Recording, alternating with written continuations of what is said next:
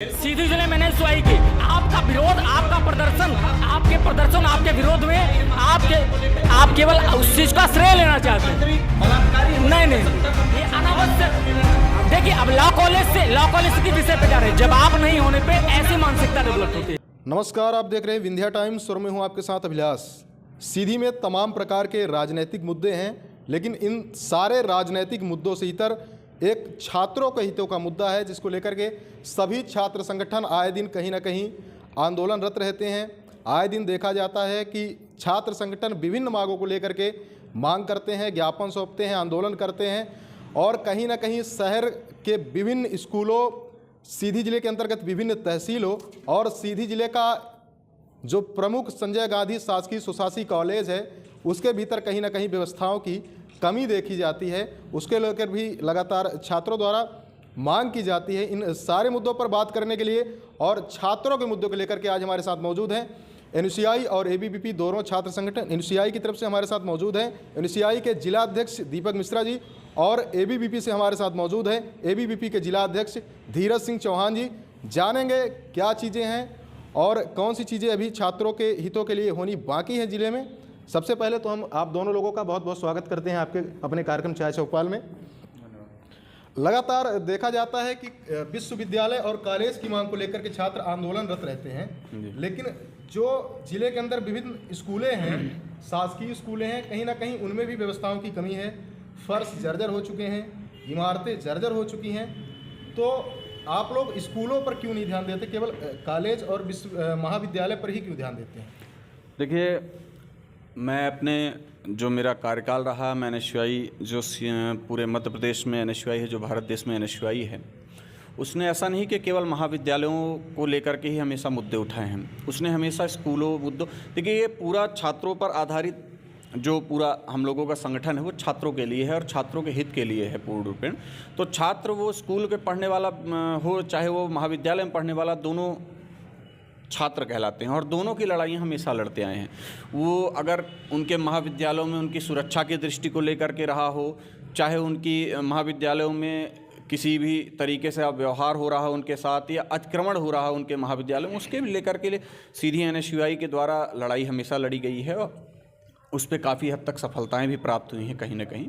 और स्कूलों का जो निर्माण हुआ है जो भी कई समयों से, तो कांग्रेस की गवर्नमेंट ने हमेशा शिक्षा को बढ़ावा दिया है छात्रों को लेकर के और उसके हित के लिए हमेशा काम किया है उन्होंने। महाविद्यालय के लिए तो निश्चित तौर पर आंदोलनरत कहीं ना कहीं देखे गए हैं। बिल्कुल, लेकिन ऐसे बहुत से उदाहरण सीधी जिले के स्कूलों के हैं, जैसे गुड़ीझर का विद्यालय हो गया, जहाँ पूरी तरह से फर्श जर्जर है, इमारतें जर्जर है, बावजूद इसके छोटे छोटे छात्र पठन पाठन के लिए मजबूर हैं। तो उनके हितों की रक्षा के लिए क्या एनयूसीआई ऐसा कार्य कर रहा है? देखिए क्या है, सबसे पहली बात तो मैं आपको बता दूं, जो भाजपा की प्रदेश में सरकार उपस्थित है वो हमेशा से छात्र विरोधी रही है।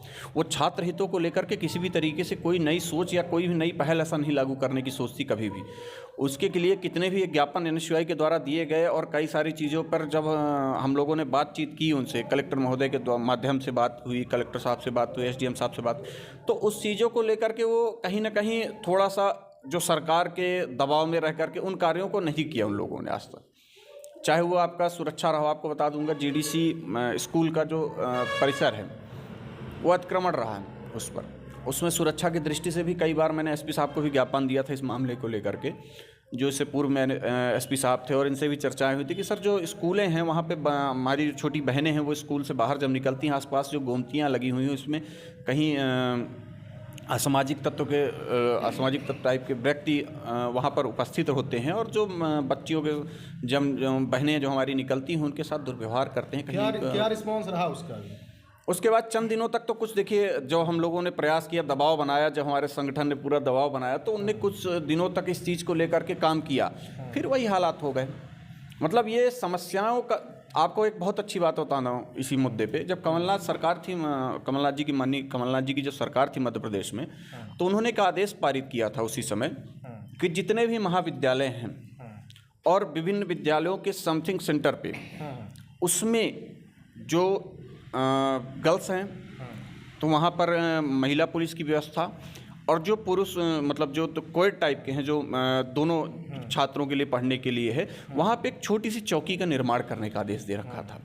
और जैसा कि आप सभी को मालूम है कि 15 महीने की जो सरकार रही उसमें इस तरीके के कई अनगिनत छात्रों के हितों के कार्य किए उन्होंने, लेकिन जैसे ही भाजपा की सरकार जो षड्यंत्र करके और विधायक को खरीद फरोख्त करके और जो बनी बनाई सरकार जो अच्छी मध्य प्रदेश में चल रही थी लगातार, उसको गिराने के बाद वह वापस से वही क्रियाकलाप में आ गए कि छात्र विरोधी जितना हो सकता है काम करें। साहब आपको बताना चाहूँगा मैं कि जो हमारे ओबीसी भाई, SC ST भाई हैं, उनकी छात्रवृत्ति नहीं आ रही है सब, ये नौबत आ गई है मध्य प्रदेश में। ठीक है, हम इनका भी पक्ष जानते हैं। धीरज जी, छात्रवृत्ति नहीं आ रही है छात्रों की, जी क्या कहना है? बिल्कुल, अभी कोविड टाइम पे ऐसे ही हमारे पास भी जानकारी रही है कि छात्रवृत्ति में कुछ ऐसी प्रॉब्लम समस्याएं रही हैं। छात्रवृत्ति अभी कुछ छात्रों की आई है, कुछ की नहीं आई है। अभी कोविड काल में आर्थिक रूप से थोड़ी सी सरकार के पास क्या कैसी स्थितियां रही हैं, इसके बारे में भी हमने कुछ दिन पहले विद्यार्थी परिषद का भी ज्ञापन रहा है, उसमें भी इस बात का मेंशन है।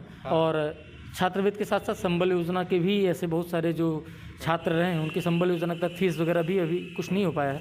उस बारे में विद्यार्थी परिषद के माध्यम से भी कार्य किया जा रहा है। सेम प्रश्न हम आपसे भी करना चाहेंगे जी कि महाविद्यालय की मांग को लेकर के तो, लॉ कॉलेज की मांग को लेकर के तो ये आंदोलन होते रहते हैं, पर उनका क्या कि जो जिले के अंतर्गत विभिन्न छोटे छोटे स्कूल हैं, प्राथमिक स्कूल हैं, माध्यमिक स्कूल हैं, जहाँ की दीवारें जर्जर हो चुकी हैं, फर्श जर्जर हो चुके हैं, कोई वहाँ पर प्रशासन भी देखने वाला ध्यान नहीं दे रहा है। तो छात्र संगठन तो चाहे वो पहली का छात्र हो, चाहे दूसरी का छात्र हो या कॉलेज का छात्र हो, सबके हितों की रक्षा के लिए, तो आप उन बच्चों की हितों की रक्षा के लिए क्या कर रहे हैं?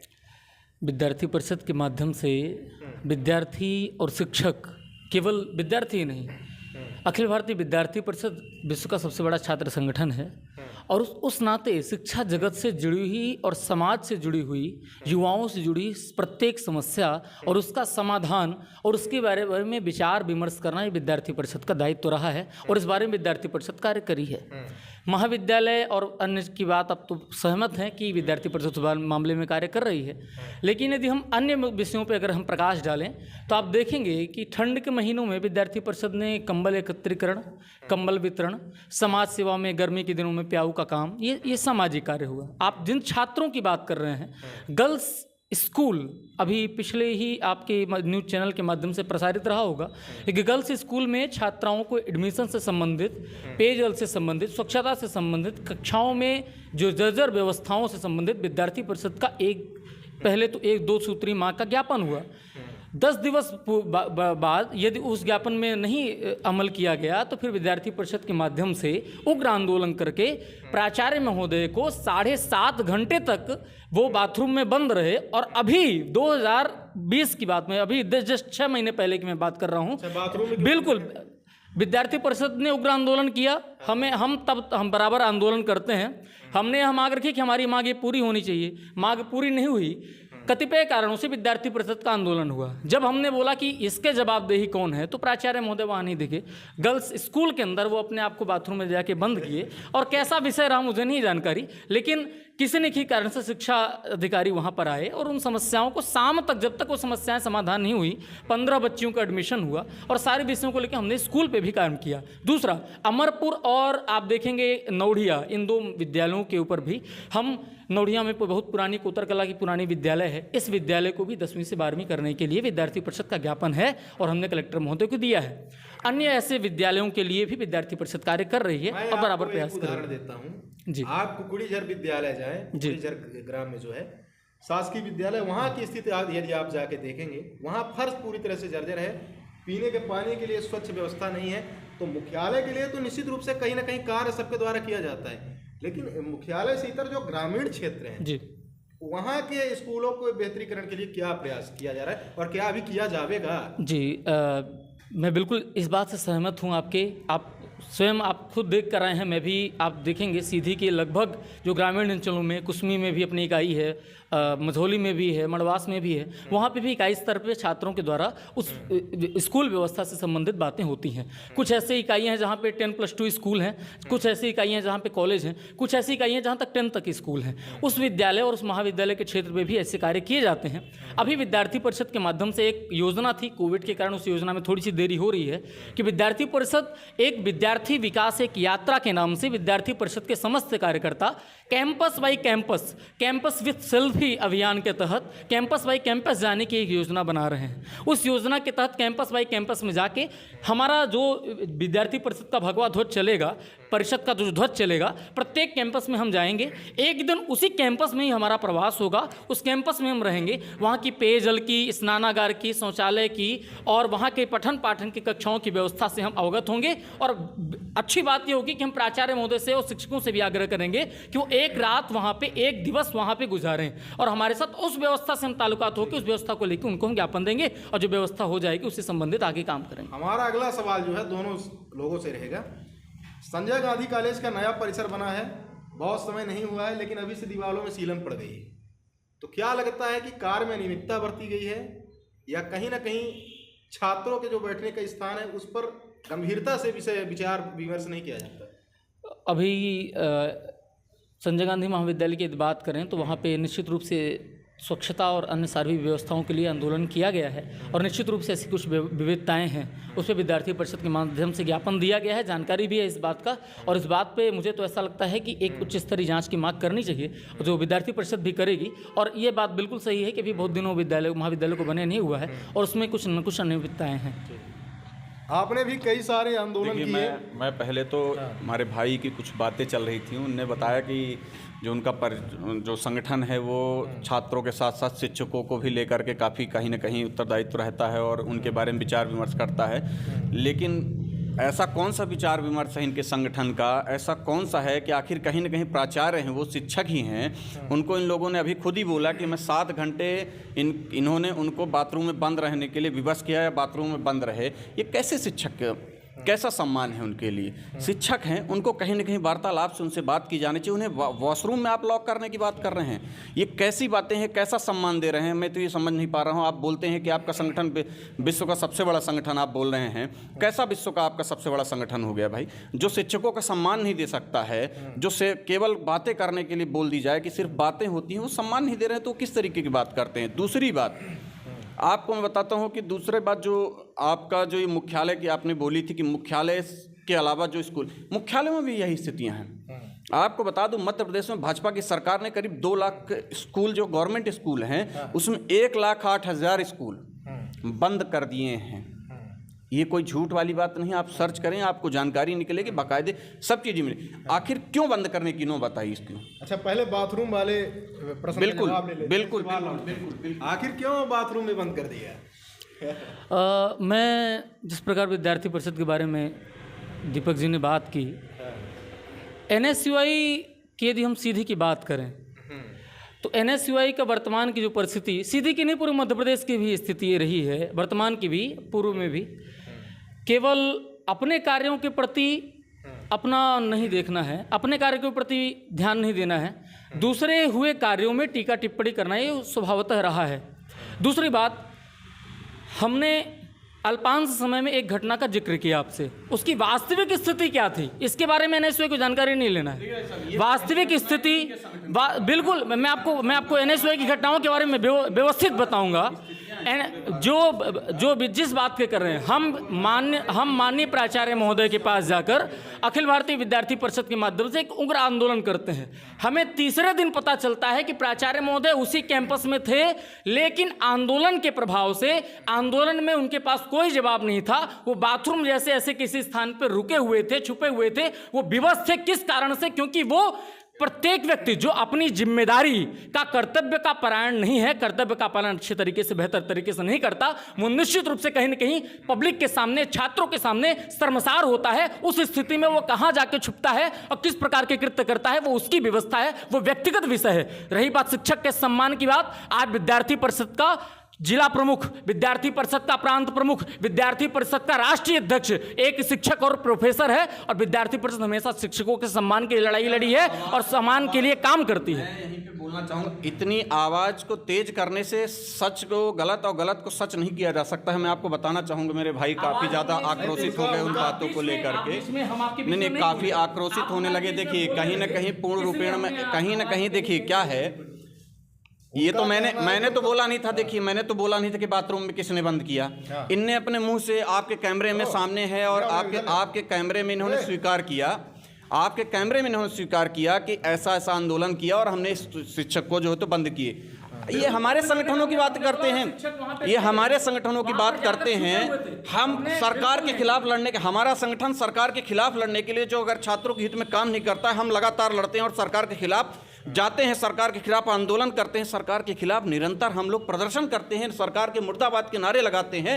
अगर ये लोग सरकार के खिलाफ नहीं जा सकते हैं तो छात्रों का हित कैसे कर सकते हैं? जो छात्र को हित की बात नहीं करती, जो सरकार गलत कर रही हो, मैं मानता हूं कि उस सरकार का विरोध करना चाहिए। मेरा एक प्रश्न दोनों से कि आप क्यों उनकी अपेक्षा अपने को ज्यादा सफल मानते हैं, यही क्वेश्चन मैं उनसे भी। देखिए, मैं बिल्कुल निश्चित रूप से मैं सफल बिल्कुल अपने आप को नहीं बोलता हूं। मैं तो अभी और सीख रहा हूं और छात्रों की लड़ाई निरंतर लड़ रहा हूं। देखिए, मैं सफल अपने आप को नहीं बोल सकता और आजीवन कोई भी व्यक्ति सफल नहीं माना जाता है, आजीवन जब तक उसका जीवन होता है। मैं लेकिन एक चीज बता दूं आपको, हमारे संगठन के अंदर आपको बता दूं, रही बात इन्होंने बोला टीका टिप्पणी किसी और के बारे में, तो इनके संगठन के कई व्यक्ति ऐसे हैं जिनके ऊपर लगातार निरंतर आरोप लगे। इनके संगठन मंत्री रहे हैं महेश जी, उनके ऊपर निरंतर आरोप लगा, अखबारों में छपी, थाने पे रिपोर्ट लिखाई जा रही है। तो मैं बोलता हूं कि जिन छात्रों की छात्र बात कर रहे हैं, उन छात्राओं के द्वारा ये आरोप क्यों लगाया जा रहा है कि मेरे साथ मेरे द्वारा हैरेसमेंट किया जा रहा है या इस तरीके से। इनके दमोह के जिला संयोजक के ऊपर आरोप लगा कि वो इनके कहीं ना कहीं जो तो आपके उनके ऊपर भी यही आरोप लगा छात्राओं के द्वारा। फिर इनके प्रदेश से संगठन मंत्री के ऊपर, उनके ऊपर भी निरंतर, आप पेपर में आपने पढ़ा होगा, बंदूकें चलने लगी थी कि रिपोर्ट वापस ले लो नहीं तो गोली चल जाएगी। इस तरीके के संगठन की जो इनके संगठन के पदाधिकारी अगर निरंतर करेंगे तो इनके खिलाफ हम बोलेंगे ही बोलेंगे साहब, और हम खुल के बोलेंगे, क्योंकि हम छात्रों को, हमारे छोटे भाई बहन हैं, उनके संघर्ष के लिए हमेशा आगे आऊँगा।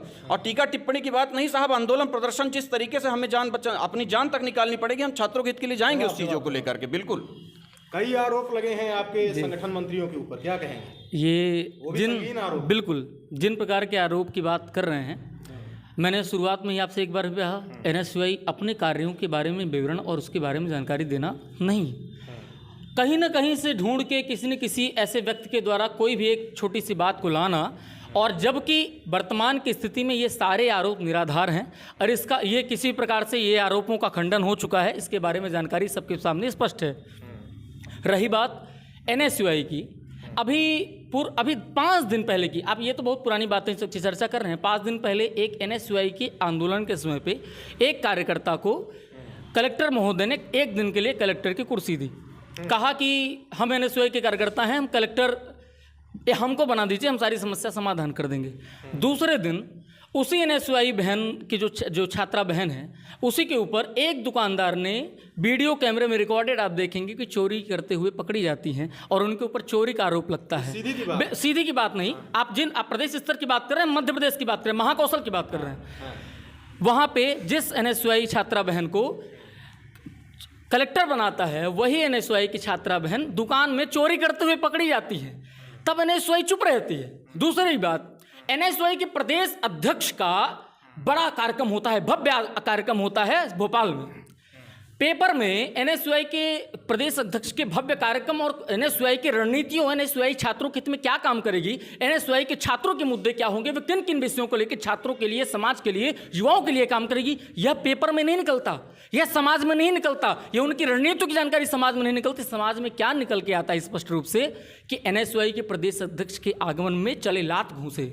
ये कैसे अमर्यादित संगठन के माध्यम से ये एक ज्वलंत विषय को लेकर आगे आते हैं, पेपरों में, समाचार पत्रों में, समाचार प्रकाशकों में अपने आप को स्थापित करना चाहते हैं और अपने आप को न्यूज़ के माध्यम से, समाज के माध्यम से बोलचाल के किसी न किसी प्रकार के स्थापित है, बस, और कोई बात। जवाब देखिए, मैं आपको बता देना चाहता हूं, जिस छोटी बहन जिन्होंने ये आंदोलन के माध्यम से पूरे हिंदुस्तान में जिसकी पीठ थपथपाई सारे व्यक्तियों ने, और हमारे यहाँ आपको बता दूं कि उस छात्रा के आंदोलन को देख करके यह भी निर्णय लिया जा रहा था कि उसे 1 दिन का कलेक्टर बनाया जाएगा। ये शायद आप लोगों को मीडिया के माध्यम से मालूम पड़ा होगा।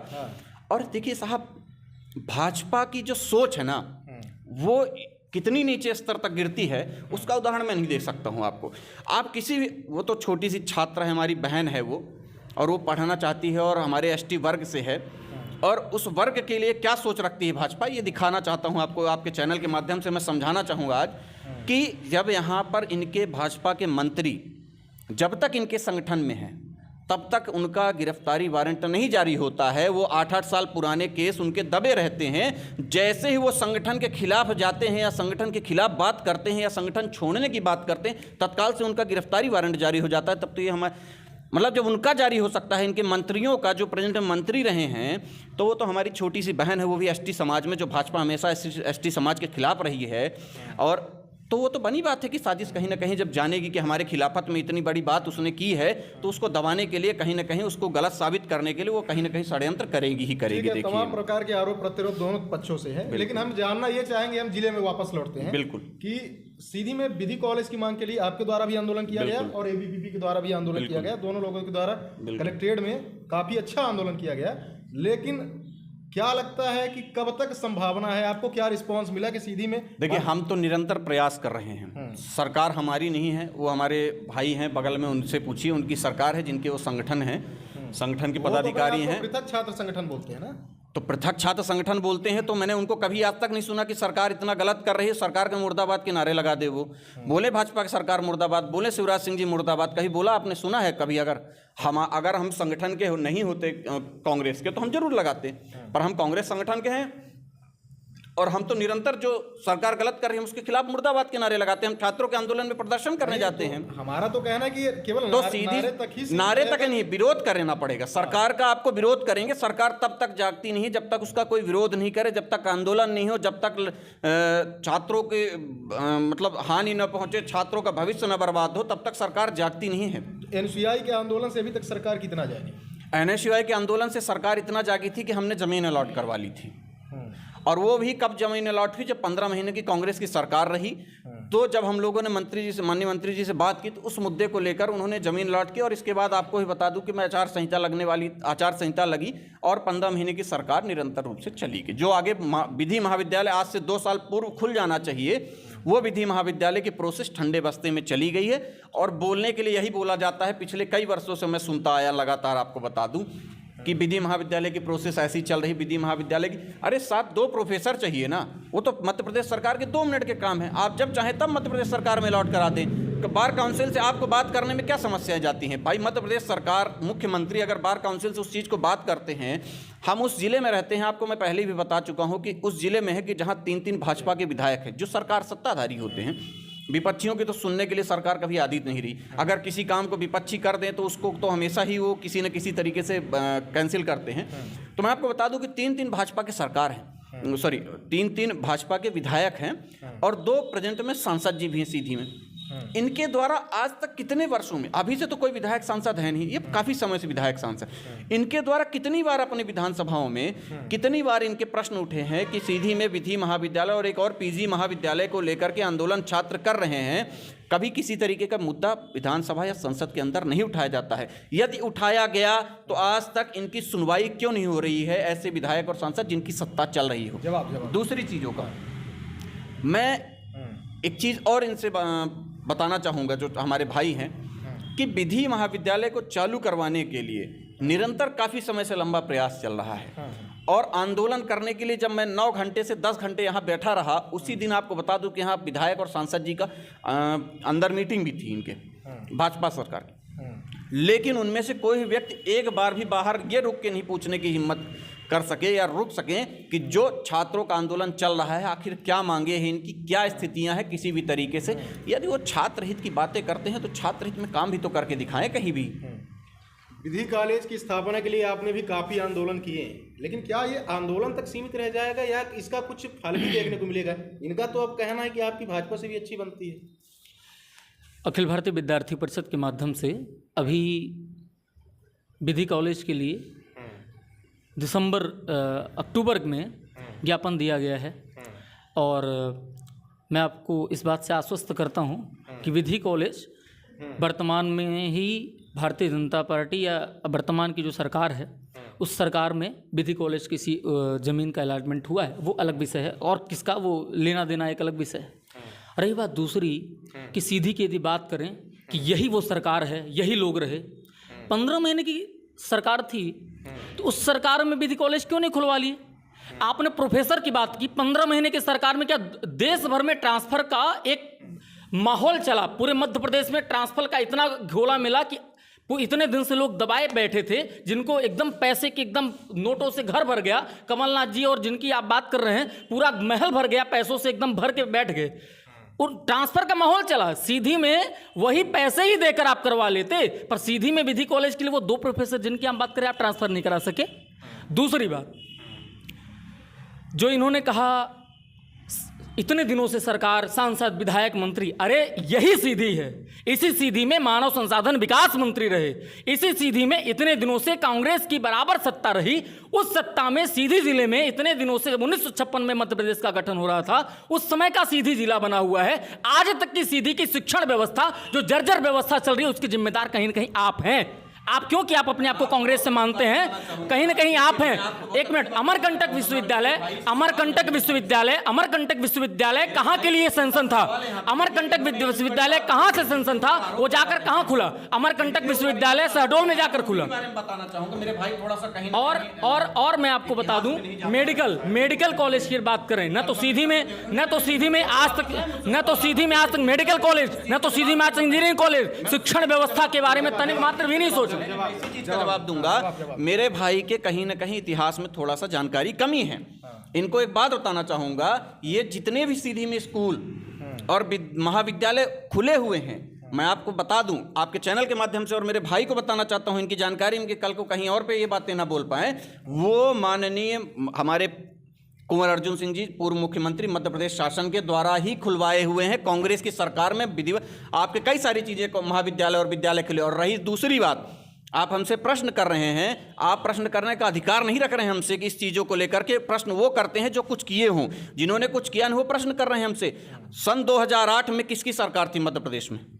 सन 2008 में भाजपा की सरकार थी, जिसके द्वारा इस विधि महाविद्यालय को बंद कराया गया। विधि महाविद्यालय, और इस महाविद्यालय को लेकर के कांग्रेस गवर्नमेंट ने, कुंवर अर्जुन सिंह जी द्वारा हमेशा से शिक्षा को महत्व दिया गया। सीधी जिले के आप कोने कोने में जाइए, कांग्रेस सरकार के द्वारा जो खोले महाविद्यालय और विद्यालय रहे हैं, उनमें से काफ़ी ज़्यादा विद्यालय को तो भाजपा सरकार अपने शासनकाल में बंद कर चुकी है और लगातार बंद करने का प्रयास कर रही है।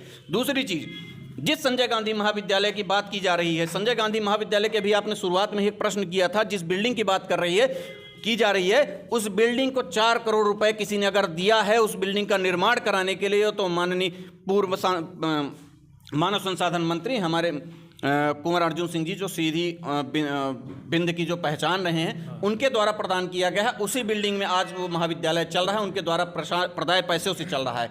लेकिन मैं एक सवाल पूछना चाहता हूं कि सीधी जिले के अंदर कौन सा ऐसा महाविद्यालय भाजपा सरकार ने खोल दिया है? कौन सी ऐसी जगह शिक्षा के जगत को बहुत बड़ी उपलब्धि दे दी? क्योंकि सरकार तो 2003 से इनकी भी रही है। क्या कर दिया इन्होंने, ये मुझे बताएं। 2003 सेम वैसे ही उसी प्रकार से मैंने आपको बताया ना, सेम उसी प्रकार से एक परंपरा के तरीके से जितने स्कूल खुले, जितने महाविद्यालय खुले, वो कांग्रेस की सरकार ने खोले। अरे आपकी सरकार 70 सालों से थी, तो क्या भारतीय जनता पार्टी खोलने आएगी कि सपा खोलने आएगी कि आप आम आदमी पार्टी खोलने आएगी? आपकी थी तो सतत निरंतर। हम लोग कपड़ा पहने हैं भैया, उस समय लोग कपड़ा पहनना सीखे तो कांग्रेस की शासन में सीखे, रोटी खाना सीखे तो कांग्रेस। अरे वो तो सतत बात है। एक बात और, बिल्कुल बिल्कुल मैं आपको बता रहा हूँ, मेरी बात सुन लीजिए।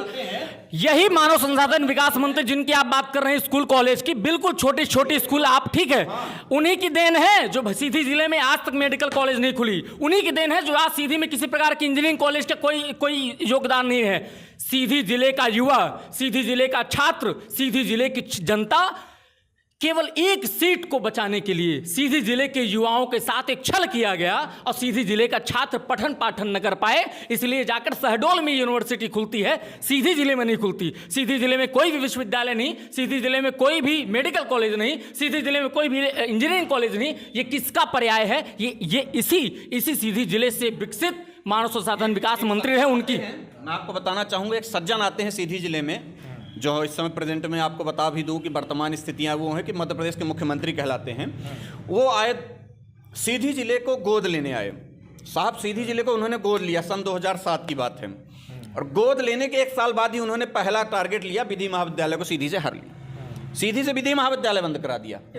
दूसरा मैं आपको बताता हूं, दूसरी चीज, आप बोलते हैं इंजीनियरिंग महाविद्यालय, आप बोलते हैं मेडिकल महाविद्यालय। कुंवर अर्जुन सिंह जी शिक्षा को अगर शिक्षा को लेकर के किसी भी तरीके से खेद नहीं रहा होता तो आज जो संजय गांधी महाविद्यालय खड़ा है जिसके लिए 4 करोड़ दिए, उसमें भी आपको मैं बता दूं कि यही भाजपा की सरकार थी यही मध्य प्रदेश में और भाजपा के लोग थे जिन्होंने उस निर्माण को भी खा लिया। उस निर्माण से जितना जो पैसा आया था उसमें भी इन लोगों ने हनन किया, उस बिल्डिंग को सही रूप से रूप नहीं देने दिया, ये स्थितियां पैदा की।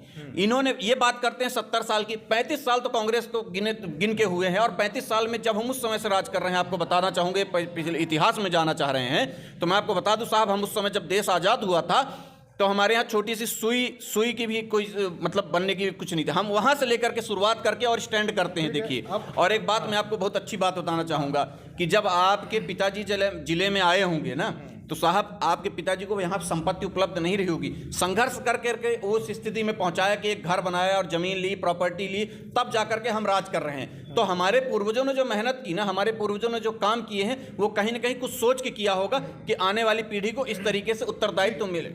अभी हम बहुत पुराने समय में चले गए, पिछले समय में, वो भी डिस्कस करना जरूरी है, लेकिन हम वापस से वर्तमान समय में आते हैं और जानना ये चाहेंगे कि वर्तमान परिप्रेक्ष्य में चाहे संजय गांधी शासकीय स्वशासी कॉलेज की व्यवस्था हो जो आए दिन देखी जाती है, विधि कॉलेज की मांग हो, कई पृथक छात्र संगठनों द्वारा विश्वविद्यालय की मांग की जाती है, ये विभिन्न जो जिले के अंदर विभिन्न तहसीलों में विद्यालय हैं जहाँ व्यवस्था का आलम है, फर्श जर्जर है, दीवारें जर्जर हैं और सबसे बड़ी शिक्षकों की कमी है। यहाँ संजय गांधी शासकीय सोसाइटी कॉलेज में प्रोफेसरों की कमी है। देखिए, आपको मैं एक बहुत अच्छी बात बता दूं, एक मेरे भाई ने बहुत अच्छी बात बोली थी, इन्होंने बोला 15 महीने में प्रोफेसरों के ट्रांसफर की बात करता हूं। तो पीएससी क्वालिफाइड टीचर्स जो अभी प्रेजेंट में आपको महाविद्यालयों में उपस्थित मिलेंगे वो कांग्रेस की गवर्नमेंट के द्वारा ही दिए गए हैं और ये कोई छूट नहीं है कि किसी भी तरीके से मैं हवा में बात करता हूँ। आप जब चाहे जाके महाविद्यालयों में भी चेक कर सकते हैं।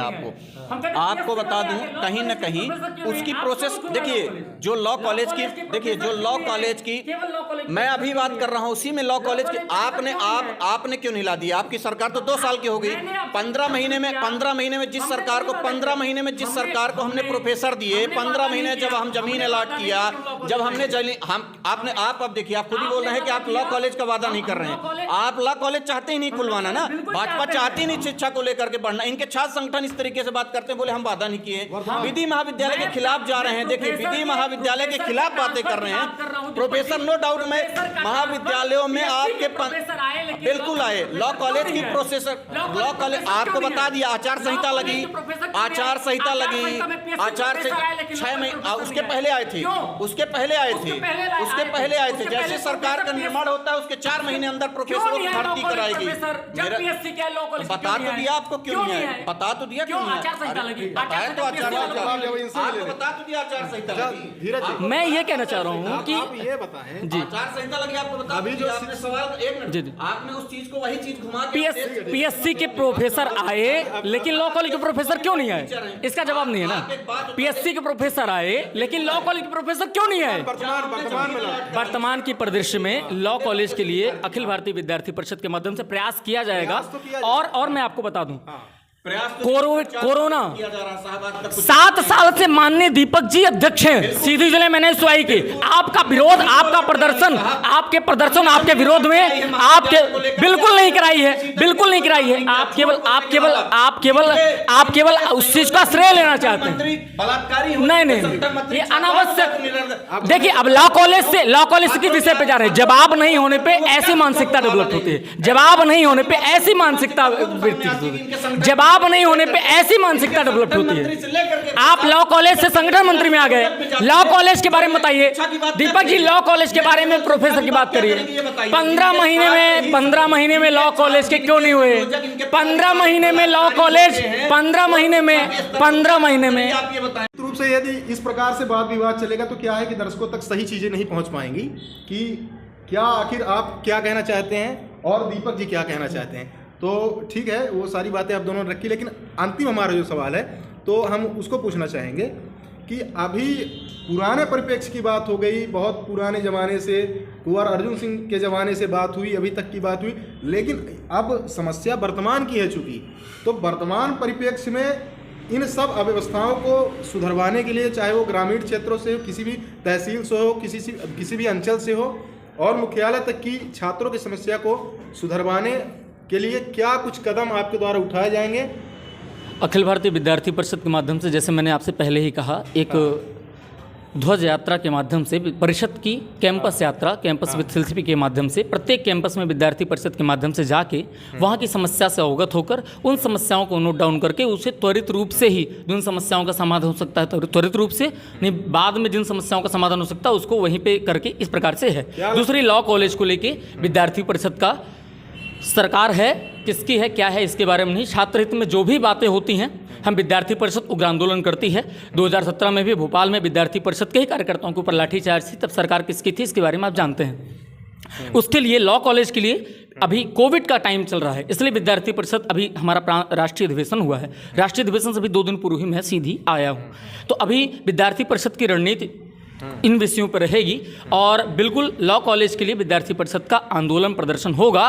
और मैं आपसे वादा भी करता हूं, इस बात पे आश्वस्त करता हूं कि लॉ कॉलेज बिल्डिंग कब बनेगी, जमीन कहाँ पे कह रहे हैं अलॉट हुई है, क्या होगा है वो है, मैं उस बारे में बिल्कुल जानकारी है। हम भारतीय जनता पार्टी, कांग्रेस, किस पार्टी ने क्या कैसे किया है ये तो एक आंतरिक विषय है। मैं जो छात्रों के विषय के बारे में बात करूं उस विषय के बारे में आप बात कर रहा हूं। इसी संजय गांधी महाविद्यालय में लॉ कॉलेज संचालित होगी और जल्दी लॉ कॉलेज संचालित होगी। अभी से किसी की डेट को बोल देना, फिर उस बात पे नहीं मुकर जाना, ये अच्छी बात नहीं है। शिक्षकों की कमी निश्चित रूप से है। छात्रवृत्ति की कहीं न कहीं समस्याएं हैं, उन समस्याओं पर विद्यार्थी परिषद विचार कर रहा है। तो कब तक पूरा करवा लेंगे आप लोग? शिक्षकों की कमी पे वो थोड़ी स्थितियां अलग हैं। अभी जैसे आप स्कूल शिक्षक की बात करें, आप कॉलेज शिक्षक की बात करें, प्रोफेसरों की बात करें, तो अलग अलग जगह पे निश्चित रूप से शिक्षकों का कहीं न कहीं अभाव है।